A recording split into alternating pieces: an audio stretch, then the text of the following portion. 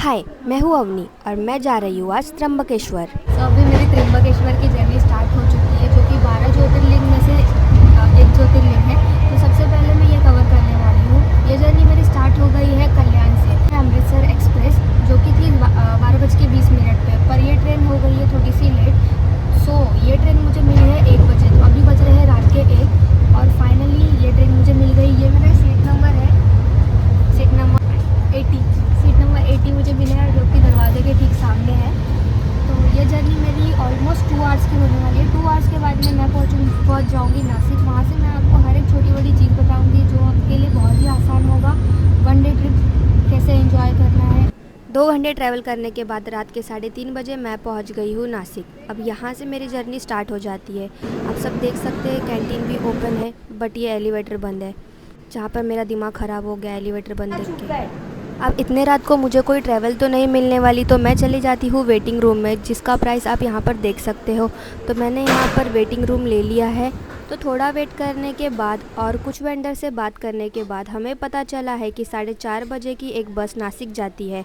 तो यहाँ पर मैं कुछ देर के लिए वेट कर लेती हूँ, बट यहाँ पे बहुत ज़ोर से बारिश थी और क्राउड भी बढ़ता जा रहा था।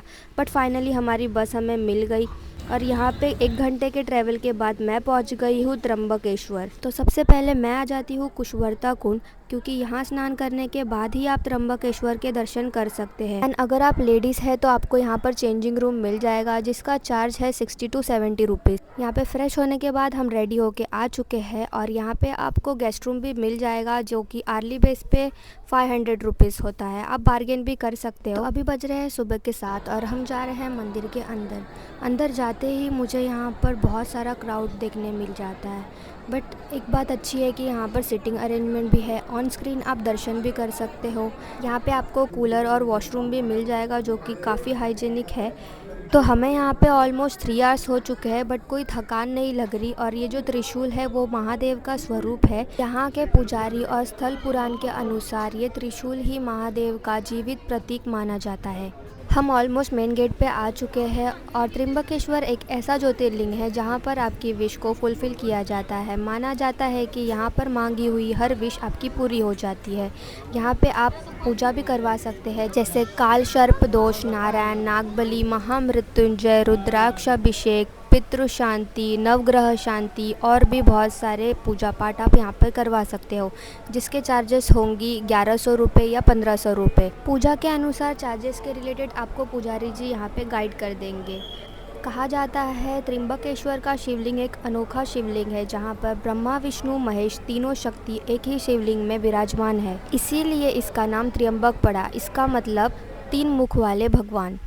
यानी त्र्यंबकेश्वर एक ऐसा स्थान है जहाँ पर सृष्टि की उत्पत्ति, उसका पालन और उसका अंत, तीनों शक्ति एक ही रूप में एकत्र है। तो कुछ वक्त यहाँ पर सुकून से बिताने के बाद हम आ जाते हैं बाहर। आते ही आपको लोकल शॉप पे प्रसाद, रुद्राक्ष, शिवलिंग भी मिल जाएगा। अभी हमारा दर्शन हो चुका है और हम निकल पड़े पंचवटी की ओर। तो चलिए देखते हैं कि पंचवटी की कहानी क्या है और पंचवटी दिखने में कैसा है। जैसे कि आपको पता है कि पंचवटी हमारे प्लान में नहीं था, पर आप देख सकते हैं कि हमारे पास काफ़ी टाइम बच गया है, तो हम सोच रहे हैं क्यों ना हम पंचवटी घूम आए। तो अभी हमें ढूंढनी है पंचवटी जाने के लिए बस। यहाँ पे पूछने के बाद हमें पता चला है कि पंचवटी जाने के लिए ये वाली बस है। सो फाइनली हमें यहाँ पर हमारी सीट मिल गई है। ये बस एकदम एयर कंडीशन है, प्लस यहाँ पर मैन के मुताबिक वुमेन की जो टिकट है वो काफ़ी कम है। तो बस की राइड और ग्रीनरी एंजॉय करते हुए मैं पहुँच गई हूँ पंचवटी। तो सबसे पहले हम आ गए थे गोदावरी नदी।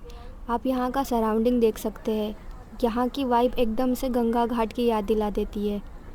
और ये वही राम कुंड है जहाँ भगवान राम ने अपने पिता दशरथ के लिए तर्पण किया था, इसलिए इसे तपोवन भी कहा जाता है। तब से लेकर आज तक यहाँ लोग अपने पुरखों की अस्थियां बहाते हैं, जिससे उन्हें मोक्ष की प्राप्ति होती है। और कहा जाता है कि यहाँ स्नान करने से पाप मुक्त होते हैं। और माना जाता है कि त्र्यंबकेश्वर ही गोदावरी का जन्म स्थल है और यही वो स्थान है जहाँ पे राम, लक्ष्मण और सीता माता ने अपना वनवास बिताया। यहाँ आपको जगह जगह पर शिवलिंग देखने मिलेगा। माना जाता है कि महादेव ने एक बार ब्रह्मा का 5वां सर काट दिया था, क्योंकि उनमें अहंकार भर गया था, जिससे महादेव पर ब्रह्मा हत्या का पाप लग गया।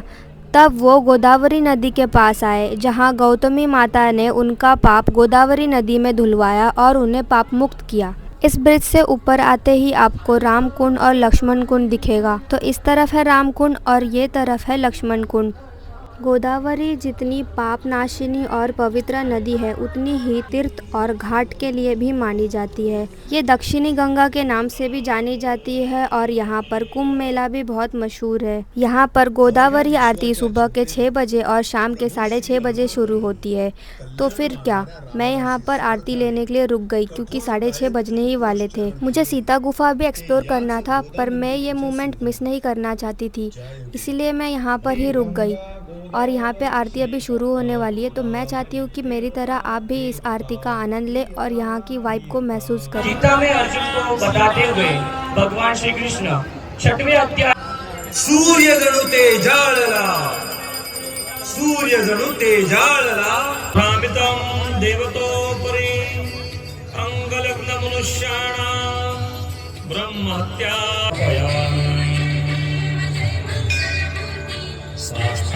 तो कैसी लगी आपको ये आरती? मुझे तो बहुत अच्छी लगी। आपको यहाँ पर जगह जगह पे छोटे छोटे मंदिर भी देखने मिल जाएंगे। अगर आपके पास टाइम हो तो आप यहाँ पे एक्सप्लोर कर सकते हो। बस इसी तरह मेरा सफ़र यहाँ ख़त्म होता है। मिलते हैं नेक्स्ट व्लॉग में।